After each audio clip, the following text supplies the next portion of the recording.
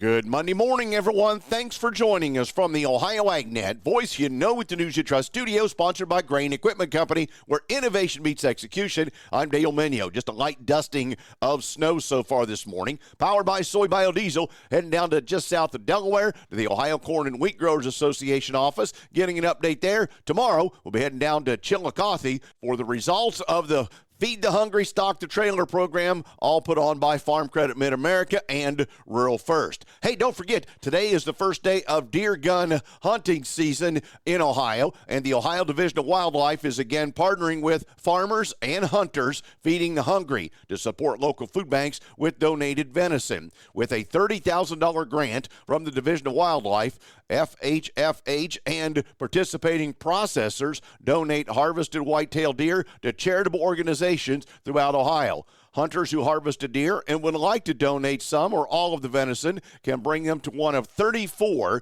deer processing shops in Ohio. Each donated deer is provided to a verified charitable organization that offers food assistance. For a location near you, visit feedingthehungry.org. That's feedingthehungry.org. Today's weather brought to you by Seed Consultants. Simply better performance online at seedconsultants.com. Here's the forecast. Starting the week off with another push of cold air. I'm Chief Meteorologist Ryan Martin. Let's take a look at that Ohio Ag weather update.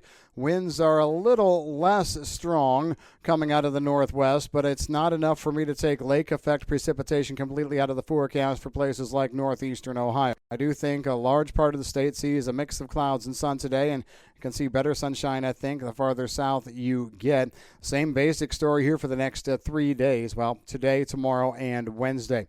Clouds will increase late Wednesday, overnight Wednesday night into Thursday. We've got a Clipper-like system trying to come through the Great Lakes. Puts down most of its moisture in Michigan and Ontario, but a little bit of flurry action here.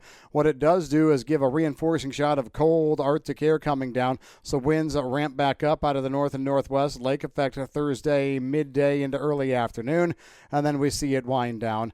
We're chilly then to finish the week, Friday into Saturday. Temperatures moderate briefly on Sunday. That's enough to give us a shot at rain overnight Sunday night into Monday, and then that little rain event ushers down, you guessed it, another round of cold polar air. So we're chilly again for most of the rest of next week before temperatures moderate closer to the 14th and 15th, and that may give us another chance of rain to start the week of the 16th. This roller coaster, though, on temperatures is going to have a lot more days on the cold side than the mild side, at least the way it looks through mid-month. That's a look at your forecast update. I'm Chief Meteorologist Ryan Martin. And thanks, Ryan. Let's check in with Dusty Sonnenberg. He has the latest update from the Ohio Forestry Association. I'm joined today by Jenna Reese. She's Executive Director of the Ohio Forestry Association. Jenna, let's talk a little bit about the Forestry Association and some of the market forces that impact your industry. Yeah, like other industries in agriculture, the hardwood industry faces significant market challenges from a long list of imitation and substitute products. We've actually seen since 1999 that hardwood consumption in the United States has declined. Certainly there are a host of contributing factors to that decline, but a key factor for consumers is the price tag. So what are some of the trends, or where are they going to? We're seeing a huge shift in consumer trends away from, professional assistance and advice. We're not seeing individuals, especially homeowners, going to architects and designers. They're opting for do-it-yourself projects. They're flocking to Amazon, IKEA, very easy, quick, do-it-yourself solutions for their home decor needs, and therefore they're missing a huge opportunity to invest in hardwood products in their home. So in the grain commodities and even in livestock, we have checkoff programs where dealers contribute money to be able to do things like this. How is it in the forestry industry? The hardwood industry itself does not have a checkoff program. Our counterpart softwoods do have a checkoff. It's much more challenging with hardwoods because we have such a diversity of products. We don't really have a uniform product that we can assess like the other commodities. So we are working on a voluntary coalition called the Real American Hardwood Coalition. This was started back in 2019. Ohio Forestry Association is a founding member, and we are working with all of the industry and the associations within it that represent represent them to voluntarily fund meaningful promotion for the industry. Geographically, how big an area makes up the Real American Hardwood Coalition? We have contributing individuals and companies from all across the country. It is absolutely a nationwide project. We are having nationwide results. We are working on a marketing campaign right now with Magnolia Network, getting into that do-it-yourself mentality of consumers. We're targeting our branding through shows like Fixer Upper, Restoration Road with Clint Harp, and some of their other pieces that highlight using hardwoods when you're doing it yourself. Sounds like some great ways to get out there and just some great initiatives you guys are undertaking as well. If folks would like to learn more about the Real American Hardwood Coalition, you got a website? Yes, we have a wonderful consumer website. It is called realamericanhardwood.com. You can learn about hardwood products and learn how to get involved in the coalition. Great. My guest again today, Jenna Reese, Executive Director with the Ohio Forestry Association. And thanks, Dusty and Jenna. Joining me is Dennis Meyer. We're at Central Life Sciences booth at the National Association of Farm Broadcasting. What ideas are you bringing to farm broadcasters at this event so they can share with listeners? Well, our company, Central Life Science, is an agriculture insect control company. But we do this a little different than most people in that we do it through proactive means. And what I mean by that is we use IGR, insect growth regulator. So that is a molecule that affects the life cycle of an insect, namely the larval stage. And so if we can interrupt that insect's life cycle, it cannot become an adult, and that is where they usually do the most damage as an adult. And we use that technology in both different types of fly control and pastured and confinement animals, and we use that technology to protect grain. Our Gravista products are applied to grain as it goes into the bin. If you treat your bin prior to cleaning it up well and treat it, and when it's applied to grain going in, it protects grain from insect damage for a long time, up to a year, depending upon levels that you put it in. And the great part about it is that there's no restrictions on that grain once you apply it. Dennis Meyer, my guest at Central Life Sciences. Back with more after this. Since 1926, Nationwide has been rooted in agriculture. Founded as the Farm Bureau Mutual Automobile Insurance Company with a mission to protect farmers and their communities, we honor our legacy by offering solutions that evolve with the complex needs of today's farms. As the leading insurer of America's farms and trusted by 8 farm bureaus for 100 years and counting, Nationwide is on your side. Number 1 insurer based on 2023 direct written premium per AM Best. Nationwide Mutual Insurance Company and affiliates, Columbus, Ohio. Did you know soybeans' number 1 customer is animal agriculture? That includes Ohio's dairy farms. High oleic soybeans have long been highlighted for their use in human food, but it can also be a benefit for dairy cows. Research shows it helps boost milk fat concentration and milk fat yield. That means more profitability. Soybeans, feeding the industry that feeds us. Brought to you by Ohio soybean farmers and their checkoff. The Ohio Agriculture Conservation Initiative, or OACI as it's been called, rolled out the findings of its 2024 Assessment Survey Report on practices being used by farmers in the Upper Scioto watershed to manage water and nutrients. The assessment results show ample conservation efforts as well as areas for improvement and continued farmer education and resourcing by OACI. We have had a lot of emphasis on H2 Ohio in the northwestern part of the state, so I thought the adoption rates for nutrient management would be a lot less the further south our assessments were taken, and that is not the case, said Chris Schwartz, Wood County farmer and chair of the Ohio Agriculture Conservation Initiative. Specifically, farmers are embracing the economics and the agronomics of precision agriculture, which ultimately leads to significantly better water quality. The survey results establish a baseline of adoption for various farming practices in the Upper Scioto watershed. The information will allow for a more targeted approach to help increase some practices, while also displaying that some practices are already adopted at adequate level. For this particular assessment, I think the surprising data is that we are seeing practices adopted voluntarily. That is a real perk to show that farmers are taking water quality seriously as part of their business plan, said Dr. John Fulton, professor of extension specialty at College of Food, Agriculture, and Environmental Sciences at The Ohio State University. Back with markets after this.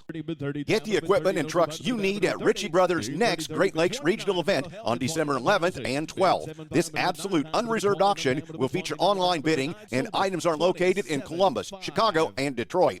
Choose from close to 5,000 items, including a wide selection of construction equipment, truck tractors, and more. Don't miss Ritchie Brothers' Great Lakes Regional event on December 11th and 12th. For more details, visit rbauction.com. Again, that's rbauction.com. Sold them. Time now for the Louis Dreyfus Grain Analysis, brought to you by the Ohio Soybean Council and your soybean checkoff. Here's Ryan Martin. Grain markets finished a shortened trading day on Friday with mixed results. As we take a look at the numbers, corn was a couple pennies higher.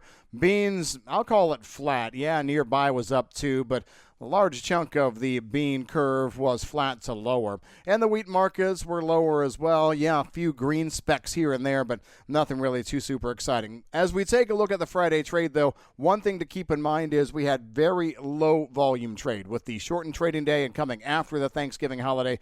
These Fridays always are very low volume. I don't think this was anything that got exacerbated with regard to a market move. I just don't think there were any significant participants in. As we take a look back, one thing that was interesting, the weekly export sales report in and of itself wasn't really all that surprising. Now, the volume that we saw on flash sales were a little bit shocking and exciting. On soybeans, 840,000 metric tons to an unknown buyer and another 152,000 to an unknown buyer. Honestly, I heard the 840 was to China and the 152 was to unknown. In total, the U.S. soybean sales were at 991,700 metric tons. The sale was rumored to have been completed almost a week ago to Sinograin in China. Remember, we talked about Sinograin coming in, sniffing around in that time. Apparently, something happened. Now, we'll also have to see whether the sale is going to be held or is it going to be canceled. That's going to be interesting. On the weekly export sales report, the U.S. sold 13.5 million bushels of wheat, 41.8 million bushels of corn, 91.5 million bushels of soybeans. Soy oil sales were massive at 125,000 metric tons. Soy meal sales were 487,003. Meal sales mostly going to the Philippines. Oil sales primarily to India. It's interesting that China sold 30,000 metric tons of soy oil last week into Southeast Asia. So this oil market may get everybody excited as traders come back to the marketplace this week. I'm Ryan Martin. And thanks, Ryan. Today's market's brought to you by Seed Consultants. Simply better performance online at seedconsultants.com. As we look to the numbers overnight, December corn down a penny and 3/4, trading $4.21 1/4. March corn at $4.30 1/4 penny, down 2 3/4. If you carried it to May, you're at $4.37 1/4, down 2 1/2. The January beans are down 3 1/4, trading $9.86 1/4. March $9.92 1/2, down 3 1/2. And again, if you carried it to May, you're at $10.05, down 3 1/2. In wheat, if you've still got any, it's up 2 at $5.34 1/4. The July new crop is down 4 cents at $5.59 3/4. In livestock, December cattle, $187.97, down 2 cents. February, $188.62, up 2 cents. April up 35 at $190.77. December lean hogs, $82.07, down 32. February, down $1.60 at $86.32. March feeder cattle, $258.62, up $1.32. And April feeder cattle at $259.62, that's up $1.22. Also, when we talk about marketing, we're looking at USDA this week leading a delegation of 50 ag companies and organizations on a trade mission to Morocco. The U.S. Meat Export Federation African representative Matt Copeland is participating in the trade mission. Copeland notes that Morocco is a key trading partner with a free trade agreement and a growing middle class, and that growth in Morocco could trigger expansion in other countries in the region as well. The U.S. Meat Export Federation participation in the trade mission is made possible through funding from USDA's Regional Agriculture Promotion Program, which is enabling export organizations to expand marketing efforts in emerging markets. The delegation is being led by by USDA's Foreign Ag Service Administrator, Daniel Whitley, who notes that close cooperation between USDA and the organizations that make up the United States Agriculture Export Development Council, including the U.S. Meat Export Federation. Thanks for joining us. I'm Dale Minio. This is the Ohio AgNet.